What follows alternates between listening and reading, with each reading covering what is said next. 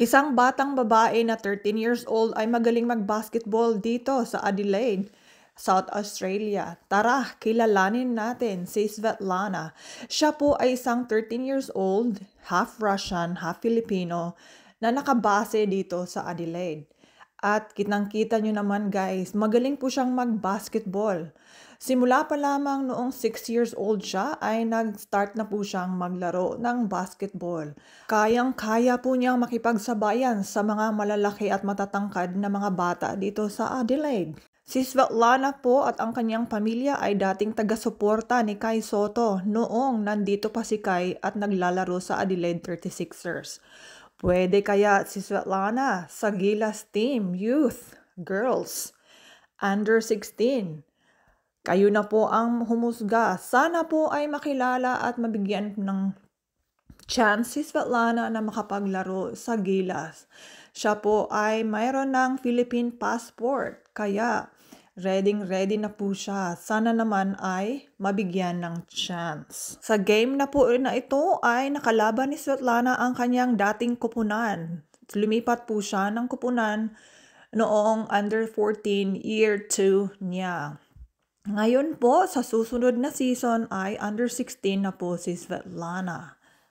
Kitang-kita nyo naman po sa video na si Svetlana ay masipag talaga na bata.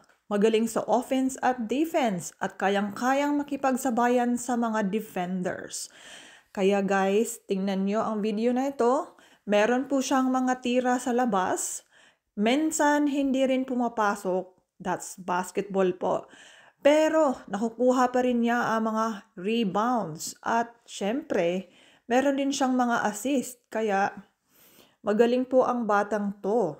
Si Svetlana ay nakapaglaro na rin at na-represent na niya ang South Australia noong January 2024. Siya po ay napili na maglaro doon sa Melbourne, Australia sa tinatawag na isang event po na Southern Cross Challenge. Marami na rin pong awards na natanggap si Svetlana simula pa lang noong under 10 pa siya.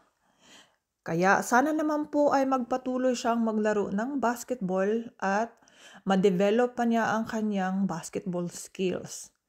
Si Svetlana po ay may high basketball IQ din. Si Svetlana po ay number 37 naglalaro sa Woodville Warriors Girls Under 14 Division 1 sa larong ito po. So ngayon po ay mag-start na siya as under 16 Division 1. Year 1 po siya. So dahil pinanganak po siya noong 2011. Ngayon po ay nagre-ready na po ang kanilang kupunan para sa next season. At alam nyo ba guys na pwede rin siyang maglaro sa New Zealand kung gugustuhin niya kasi po siya ay pinanganak sa Auckland, New Zealand. Meron din po siyang New Zealand passport.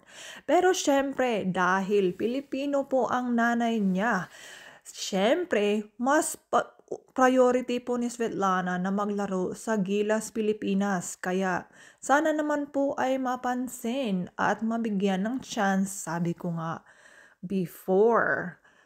Kayo na po ang humusga. Eto guys, isa sa mga highlights sa larong ito ay ang buzzer beater points ni Svetlana. Kitang-kita nyo naman masayang-masaya ang kanyang kupunan. Kuha po yan with Kai Sotto noong 2019.